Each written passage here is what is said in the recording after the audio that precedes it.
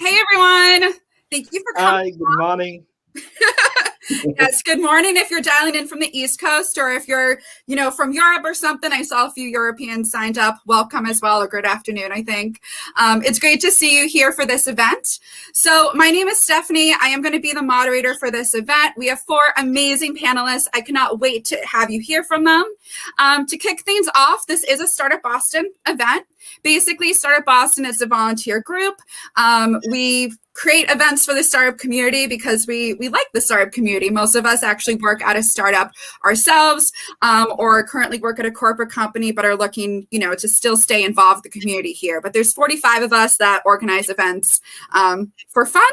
It's a thing, I promise, it's a thing.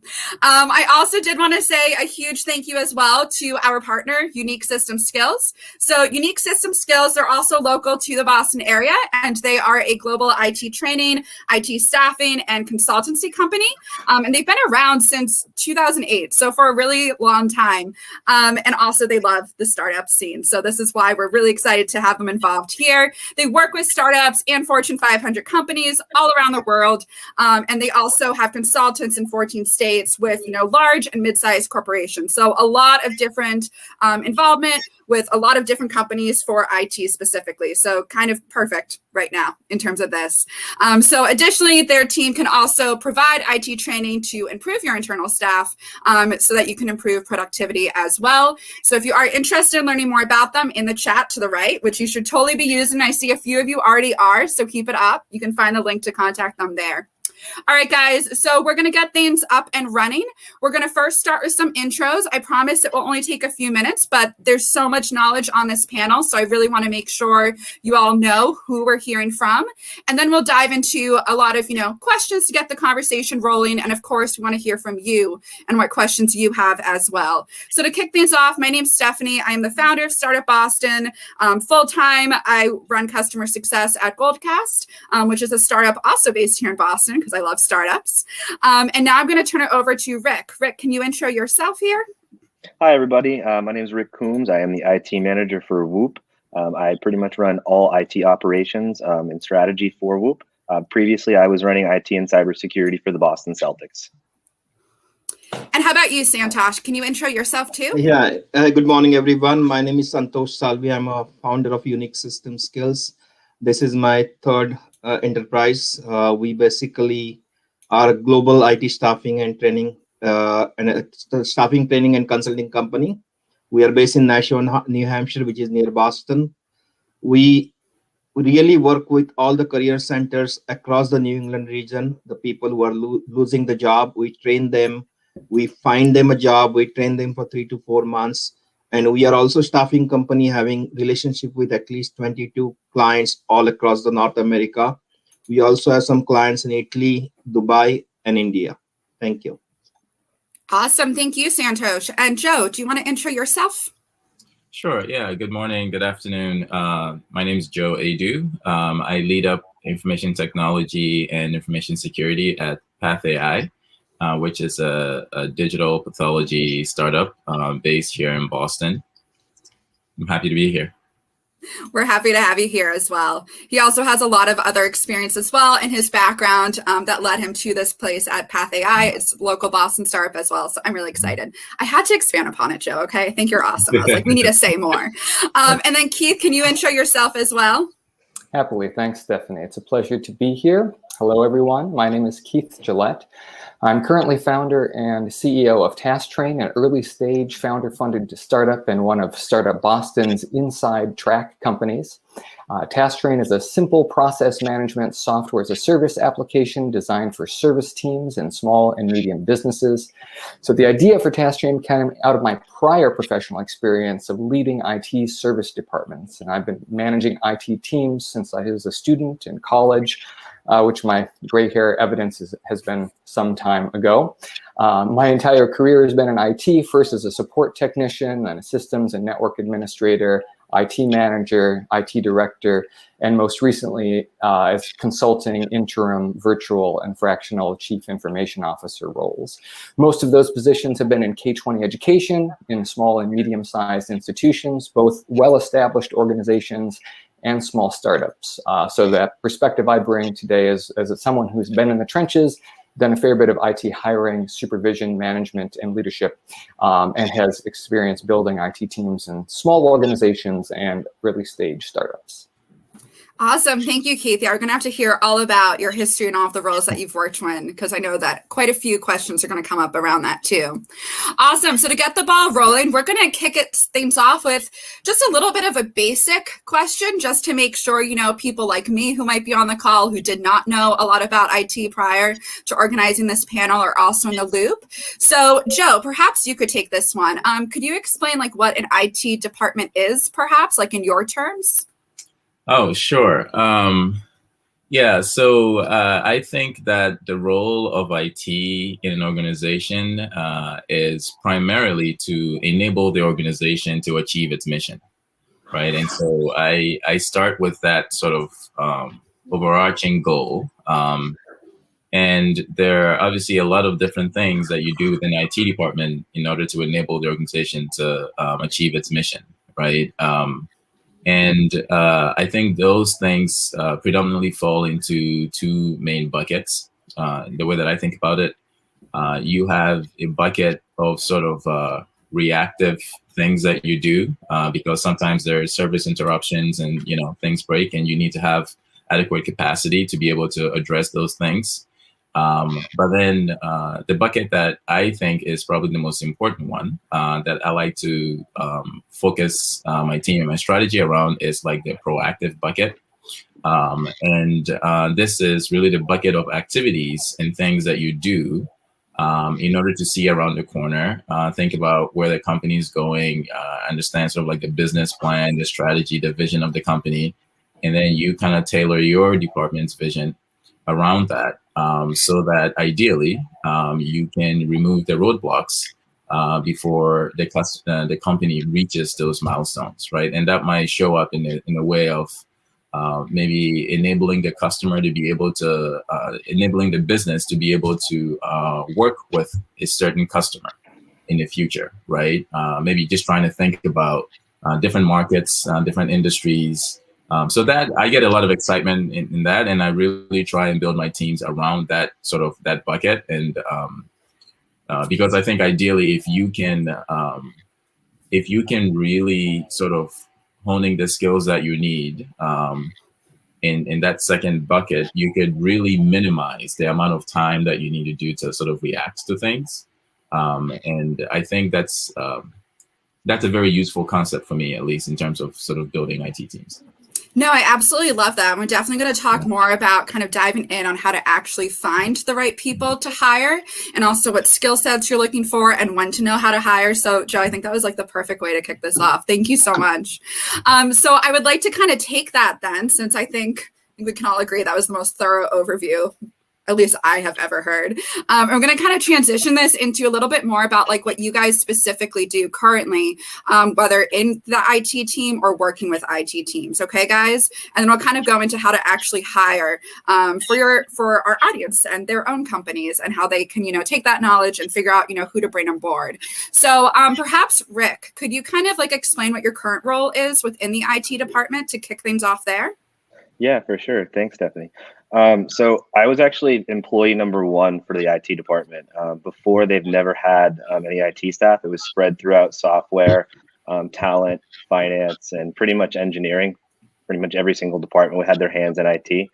So when I started, it was kind of connecting the dots and creating standard operating procedures and, funneling communication through a single point so that all those requests and all those problems could be seen by myself as well as anybody else who was assisting me.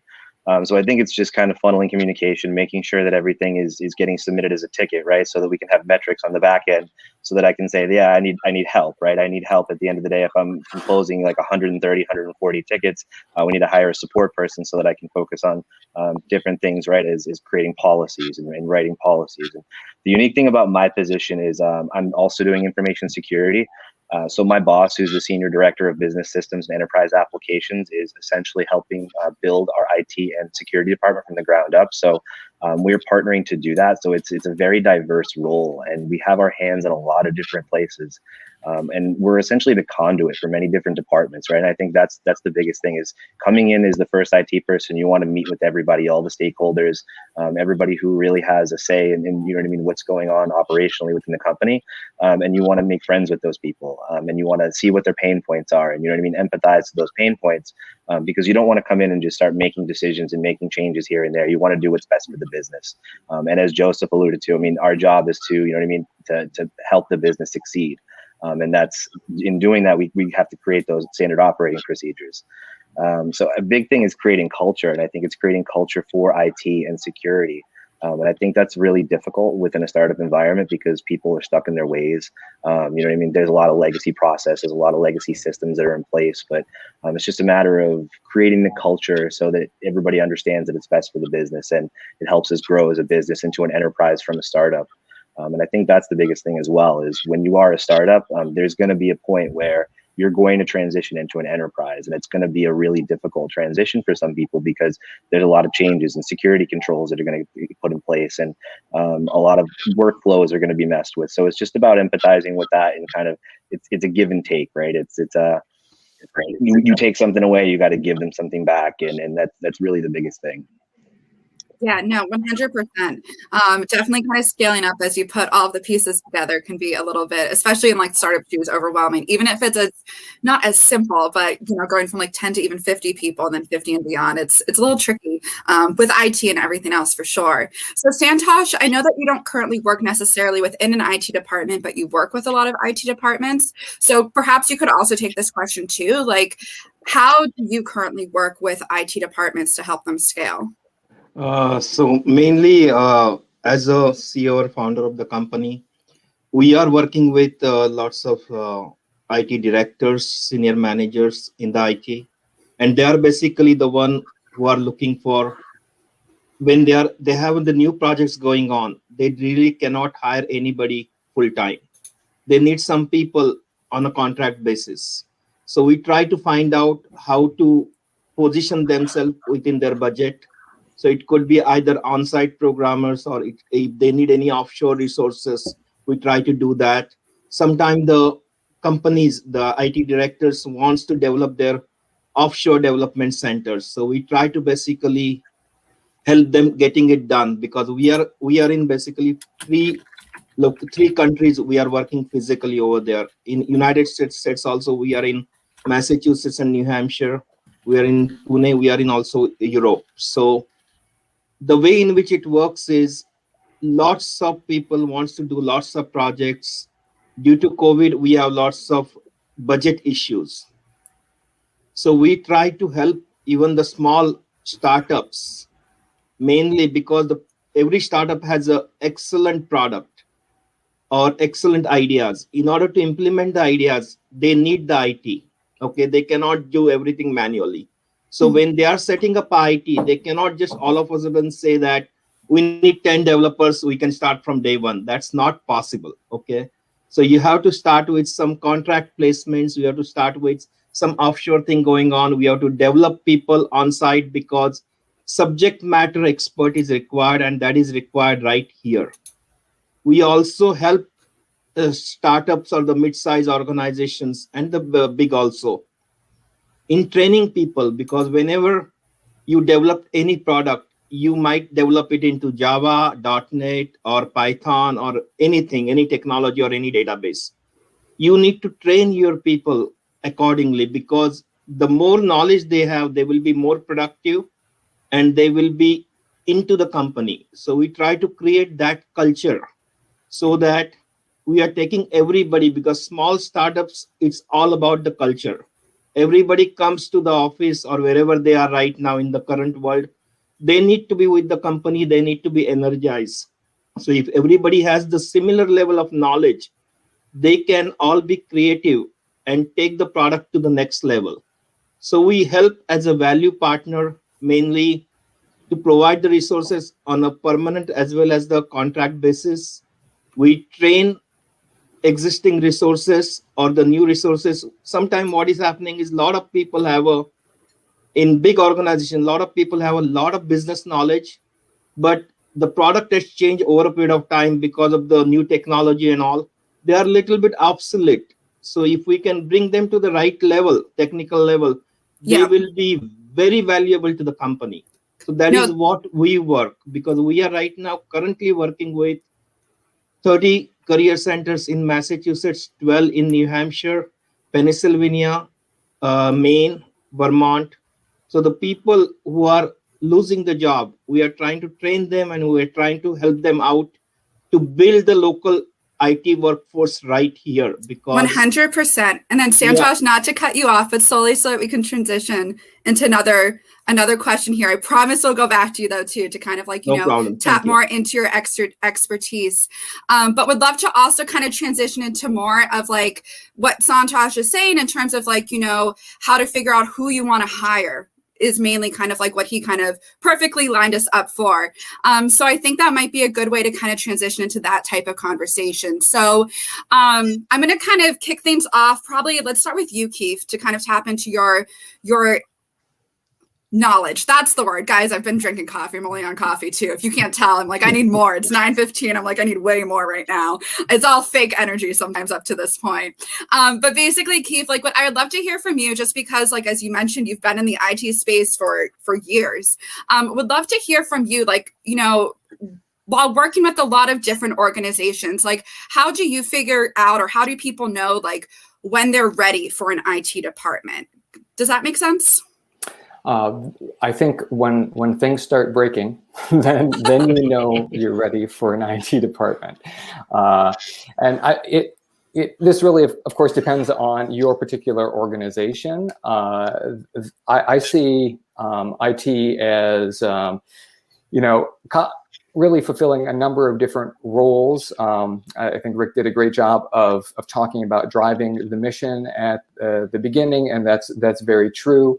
And Santosh talked about their support both on the operations side, which is all some companies really need, right? Those tickets that come in, that user support, configuring new devices, your computers, tablets, laptops, phones, all of those technical systems. And then there's the development side as well, which Santosh touched on as well, which is, I think, a very different beast. And your startup may not be a software product-driven development startup. You may have a totally different focus and just need that operational support. And it's when you find things just aren't working, and the in-house, sort of knowledge that we have, our power users aren't able to fix the devices that we've bought, that you need to start thinking about getting an expert in, whether that be a managed service provider that you're contracting with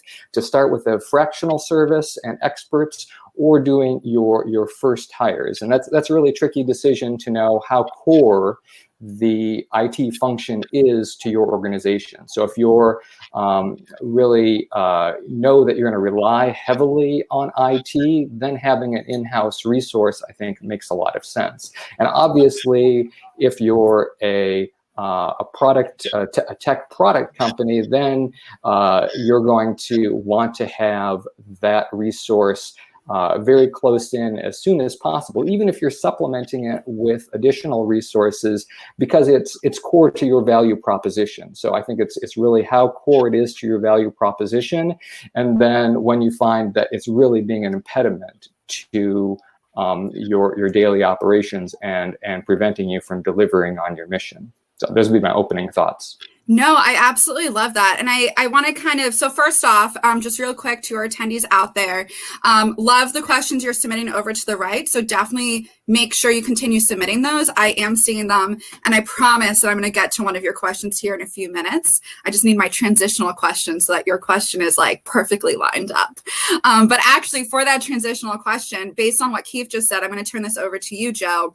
Would love to hear from you, Joe, like how you kind of figure out what skill sets you should be hiring for IT. Like, so Keith just talked about, how to know when you need an IT department as a company, but would love to hear from you as, like the leader of your IT team, kind of who you're supposed to be hiring. Does that make sense?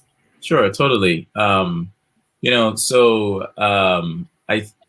way that I think about my IT departments, again, just going back to this idea of a team that enables the business. I really prioritize sort of skill sets that provide signal about, a candidate's ability to kind of operate in that mode, because I don't necessarily think everybody thinks in that mindset. I think a lot of people that I have seen, certainly in the industry, certainly focus a lot more on the fixing the broken things aspects of IT. And I think, unfortunately, a lot of perception of IT is, that's the place you go when something's broken, right?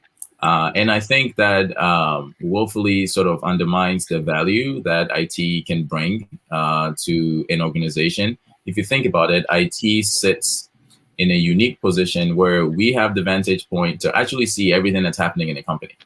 And so if you have such an amazing position, it is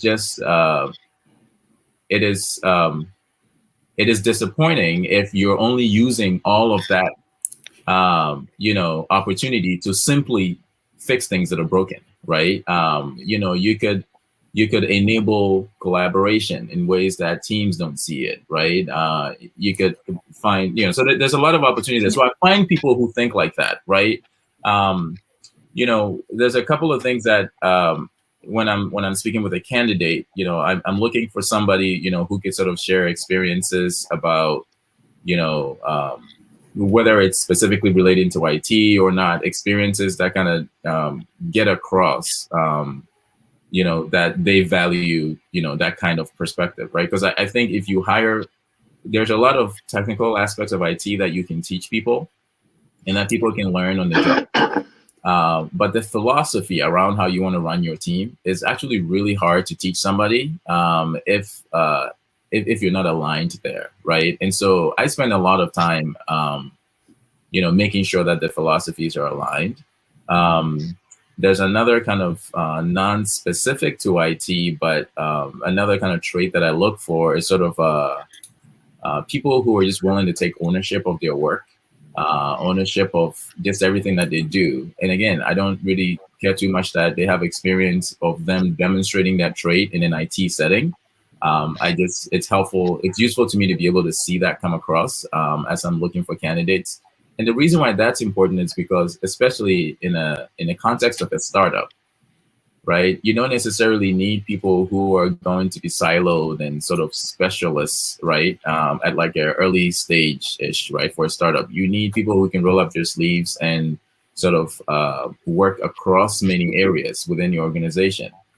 So those are things that I really value when I'm looking for the right sort of candidates, at least in the IT teams that I build and run.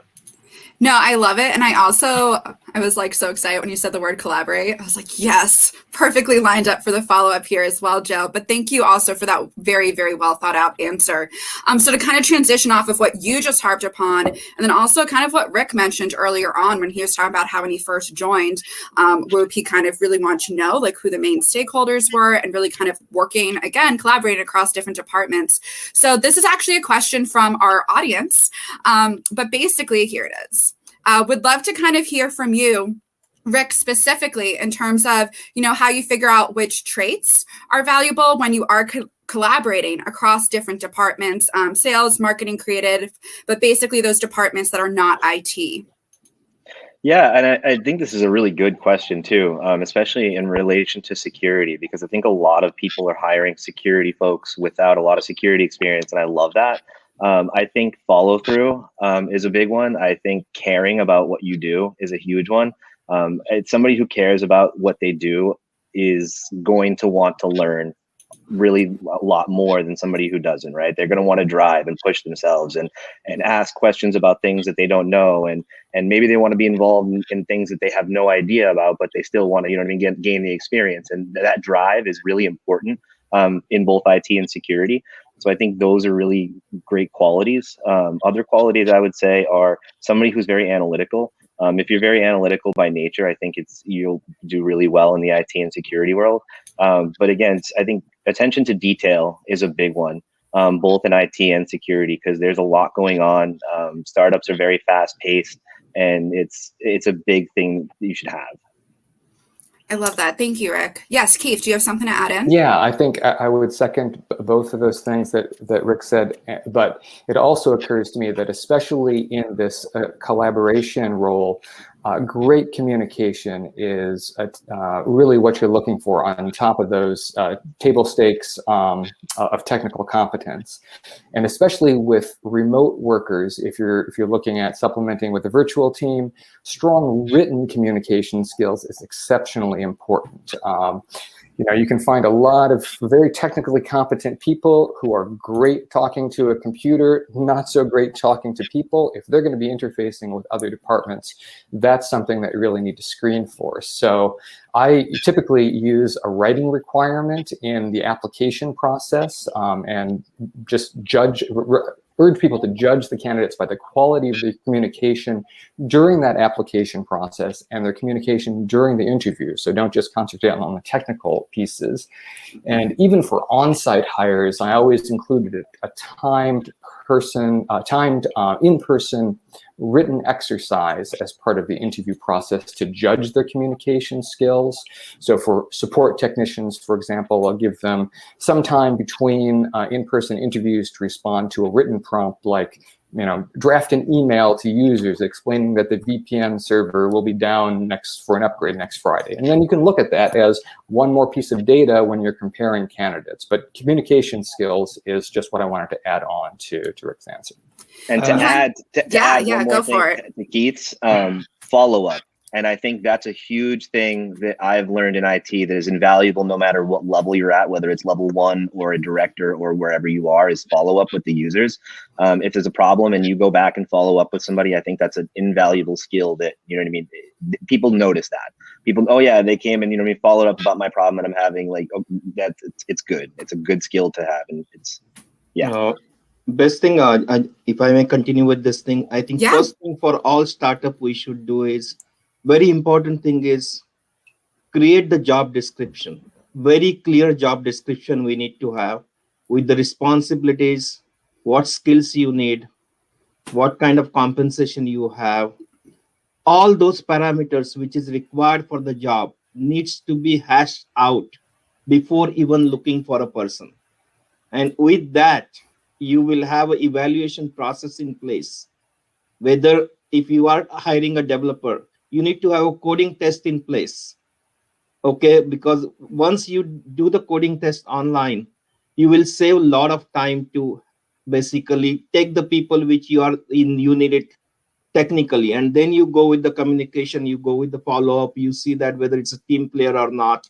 So everybody, like right from the technical person to the manager to the CEO in the startup, should be the part of the hiring, because that person is going to be the team member for that startup. And for startup, every person counts. Yeah. If you have the right resource you hired, you're going 10 steps ahead. So I'd also say, just to your point, Santosh, writing job descriptions is super difficult. So I think also like your point right there in terms of really outlining it in the test. Did not mean to cut you off by the chance, but I just had to like agree. I was like, yes. But yes, please finish your thought. So sorry. No, so that's fine. So that is what I whenever basically we say that we are looking for a people, we are really not doing enough homework at our end to figure out what kind of person we are looking. Okay, if it is on the paper, it needs to be discussed internally before we publish it to any of the portal.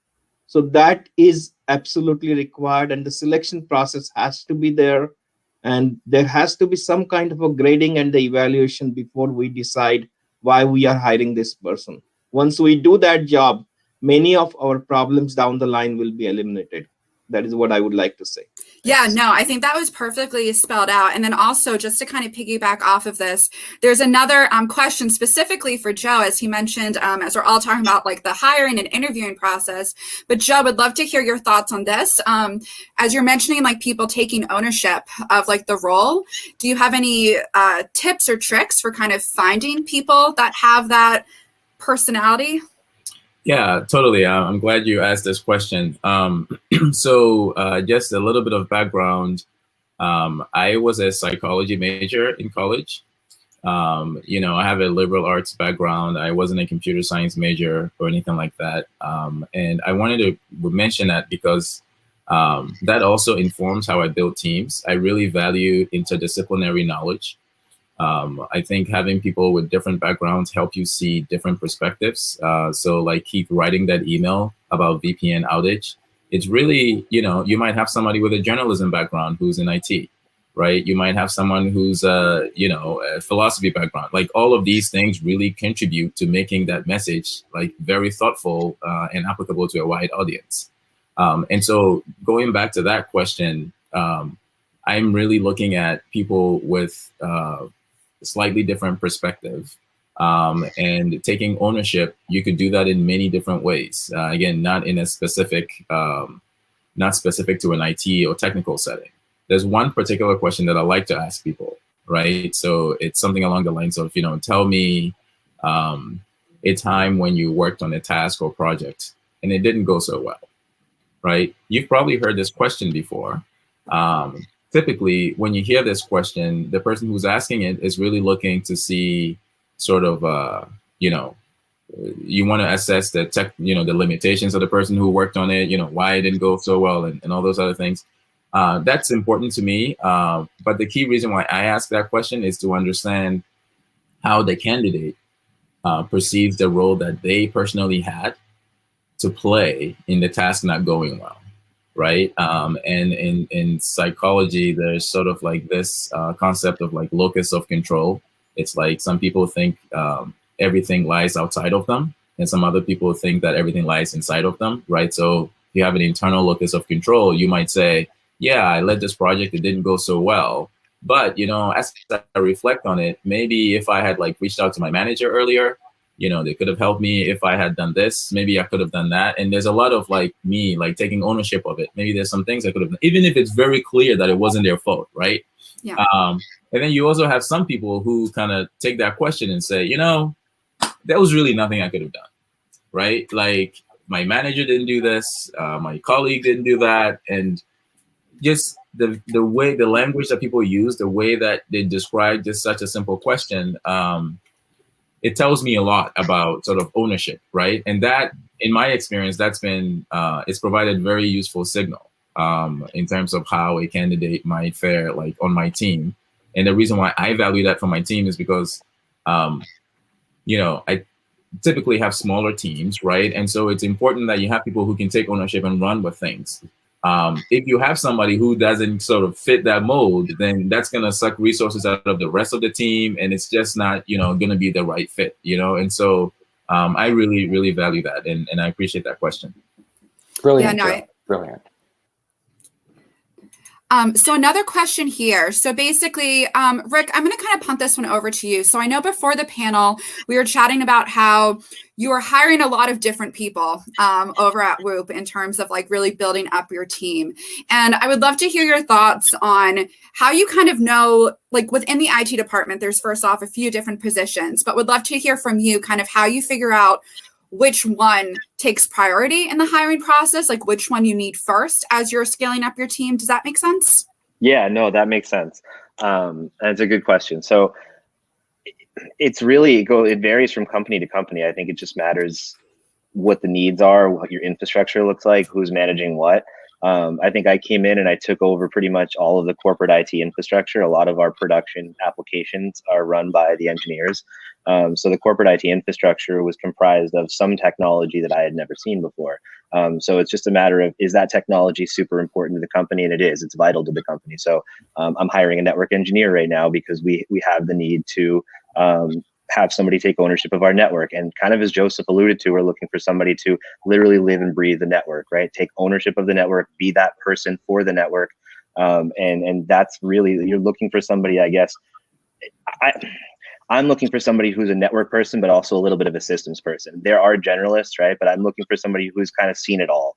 And it's almost like a unicorn to find. It's very difficult to find, and hiring this position has actually been a little challenging. But I would also say utilize vendors if you can, because you do have the opportunity to use managed service providers if you're a small team, and I think that's an invaluable decision to utilize. You can leverage a team of people, right, and the team of resources that they have behind them, applications, the licenses to those applications or whatever they have. for probably the price of a single person that you'd hire. So being on a slim IT team, I think having an MSP behind your back, or from a security standpoint, an MSSP, managed security service provider, is a really smart decision. That company will learn your infrastructure. You know what I mean? They'll be there for support for you. And I think it's good to be able to delegate when you can to those vendors.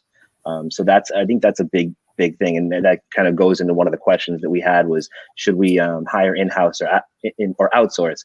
And I think the answer, depending on the size of the company, is both.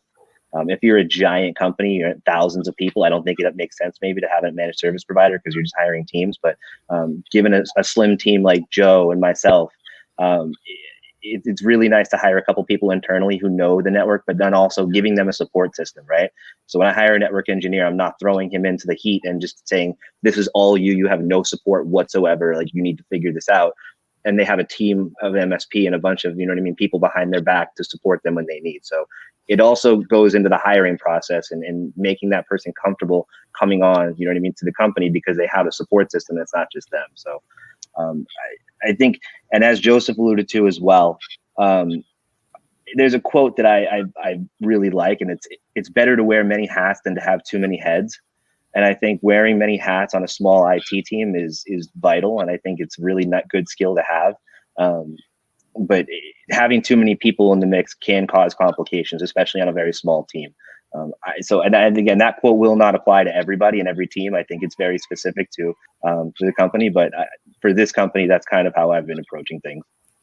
I'm not going to lie. I love how you guys keep laying me up to like the next question. I'm like, this is perfect. I'm like, all right, what am I even here for? As you're kind of taking the conversation to the next level. So thank you, Rick, for expanding upon that. And then also I would love to take, that kind of question that Rick brought up in terms of like when you know to keep it in-house and outsource. And Santosh, Keith, Joe, do one of you perhaps have other thoughts that you'd like to share on kind of when to know you need that person full-time hire versus outsource hire?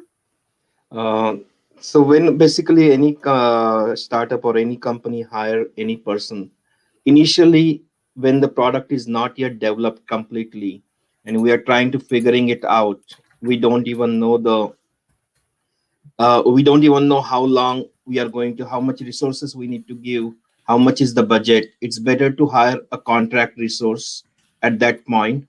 But whenever we hire a contract resource, we need to have somebody in-house who can take the responsibility of the work. We cannot just give everything to the contract resource because he's a contractor. That person may be there for 6 months or a year, depending on the work. But ultimately, when that person leaves, you own that process, you own that work. So somebody in-house, at least to manage that person, should be there. If you have a budget constraint, you can have one on-site resource, couple of offshore resource together so that you can finish up the work. Because sometimes what happens is, because of right now COVID, we have a lot of digital projects going on, a lot of things going on which needs to be done right away. So you don't have like a 1 year, 2 year, or if there are any kind of a government regulations, you need to fix it right away. So you can take a on-site offshore combination together and try to finish up the project. But at any point of time, please make sure that you own that particular work, not the contractors. Yeah. And when you try to hire any of the consulting company like us, to make sure that they have the presence right locally. Okay. You cannot just go to the offshore directly and then wait 10,000 miles, different timeline and all. You need to have a person who is here, which you can talk to, or you can go to the office. You can understand the problem. They understand the culture. They understand the severity of the problem. Those are very important things. We cannot have an offshore solution for everything. We need to have a hybrid thing, and we need to figure it out how much is the money you have, how much is the time you have. So you can go combination of the contract, permanent contract to hire, or maybe you like any kind of a person after 6 months or 1 year, you can hire them full time so that you are not investing too much into the person, and that person is the right fit for your organization and you can hire them. I think these are the various options you can use. No, I absolutely love that. And I just want to like kind of go back on a point you mentioned too, where if you're offsourcing or, kind of using external talent to help, it is really incredibly important to have a point person in-house that understands and can run point. Right. Like when you mentioned that, I was like, that is amazing and something everyone should take note of. And yes, please, Keith, go for it. I was just going to say, just to tie together what Richard was saying earlier about having generalists, having that generalist in-house, being the one who's got the characteristics that Joe talked about, being the good communicator and collaborator and taking ownership.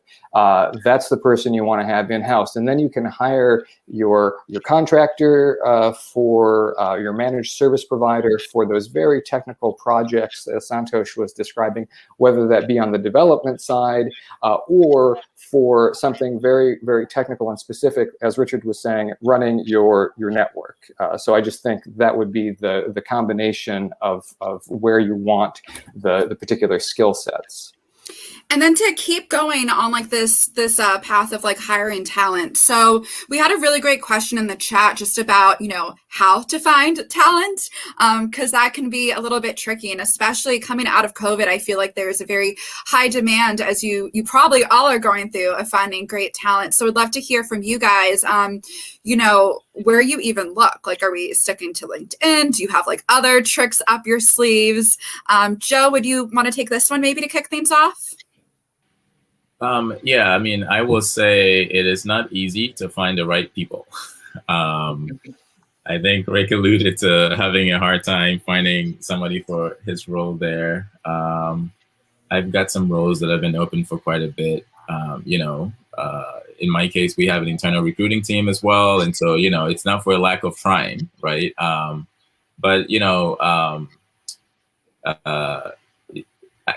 Hiring the right people is so important. Right? The person with the right mindset, not just the technical skills, right? Like the right mindset. And you just can't compromise on that. And so, I tend to err on the side of waiting for the right person. Sometimes that's painful.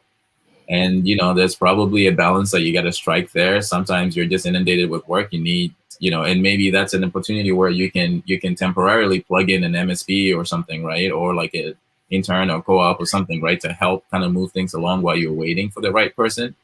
One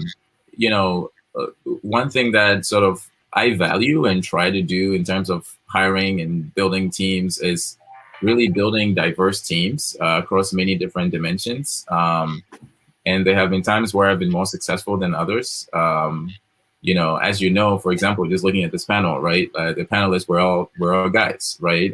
This is one of the realities of the and challenges of the tech IT field, that is part of hiring the right person, right? It's not sort of like, let's hire the right person and then let's find somebody who is, or let's find somebody who adds to sort of the diversity of the team, right? It's like, no, the right person is the person who brings the technical skills and also helps sort of add the different perspectives, regardless of what they may be. It may be the case that everybody in your team currently has a bachelor's degree. Well, you should maybe get some different kinds of perspectives, right? You might diversify that by having somebody who doesn't have a bachelor's degree but has a different lived experience, right? Just as an example, right? And so I think all of those things sort of go into sort of like finding the best candidate for the role. It's not just so much about the individual, but also about how the individual fits into your team. And it's hard, especially if you're taking that comprehensive approach. So I certainly haven't cracked it. I couldn't tell you sort of like, here is how you get, the person that you're looking for. But especially in this current job market, we leverage other tools, right? Like LinkedIn, personal outreach, manager outreach. We're doing all of that. It's very time consuming. I know that as a hiring manager, you need to carve out a significant amount of time every week, towards this effort. So I don't know, maybe others have more successful approaches to this than I mean, I think you had such a great nugget though too. Like the diversity of thought on your IT team is so incredibly important. So I thought that was an incredible point to bring up on this panel. And Rick, it also looked like you may have unmuted as well. Did you have something else to add about where to find good talent? No, I don't. Our talent team is really good. We're blessed with having, you know what I mean, a really good recruiting department and talent team. So they do a really good job of vetting good talent. I think the recent IT associate we had was a really good hire. So we're blessed as a company. So I think it's just a matter of persistence and patience, as Joe alluded to. It's just I'm the same way. I have the same philosophy. I don't really want to settle for anybody. I'd rather outsource to an MSP and drag my feet a little bit than, you know what I mean, not hire the right person. I think that's vital, especially if you want that person to stay, right? I mean, I think length is a big thing. You don't want somebody to leave after a year because they get bored. You want them to be engaged and you want them to love what they're doing, love working for the company, love the culture. And I think that's another thing is finding a good culture fit along with, you know what I mean, the fit specifically for the job, like the description, the technical qualifications. That's even harder, you know, because you're not going to fit at every company. And that's just, it is what it is, right? So culture fit's big. And then I am going to ask another question from this audience because I can't believe we're almost like out of time. I'm like, oh my God, where did it go? It flew by. Got like 15 minutes here left. So guys in the audience, if you do have any questions, please submit them. I'm going to try to get through them all. But if not, you know, we'll try to get you some questions maybe after the panel is done. But with that stated, would love to kind of transition into one. Again, this is about hiring, but actually I would kind of read this more as like finding budget for hiring. So I'm curious if any of you have ever come across the issue where you really need to hire more people to your team, but your company is like, why do you need more people? And then kind of how you make that case for budget, whether it's outsourcing talent or hiring people in-house. Like, would love to hear thoughts, like if you've ever come across this and how you got around it. Silence.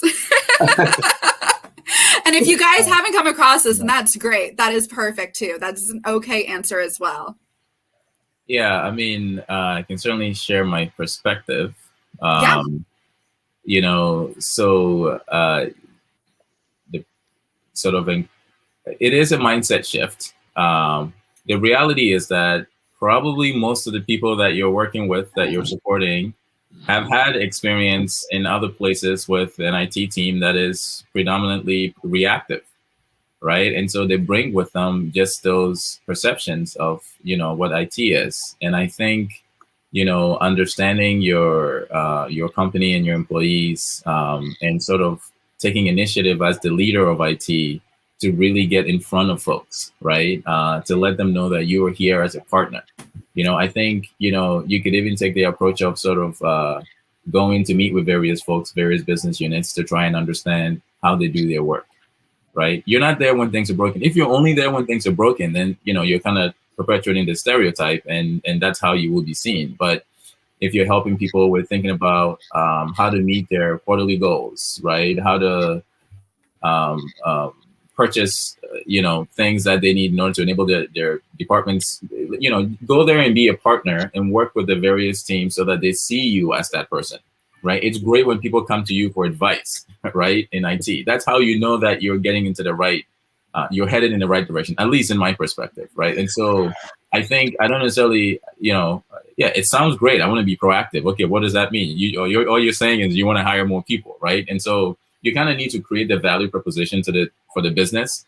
If you have sort of helped your business see you as a partner, right? You have all these various departments, they see you as a partner. When you go to say, you know, I maybe need additional capacity because, you know, the HR team is trying to roll out, you know, a human resource information system, or the finance team is trying to roll out a payroll system, or you've got the product team is trying to roll out the usability, whatever it is.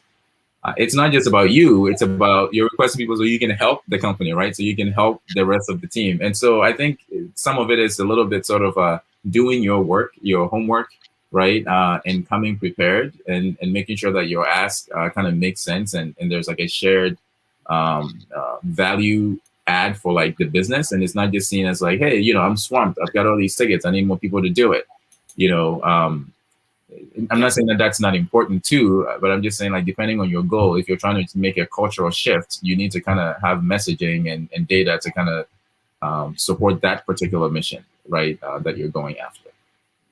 I love that. Thank you, Joe. And can I just add on to what Joe said there? I think this really boils down to a leadership issue. And what that means is that your first hire is not a break fix technician.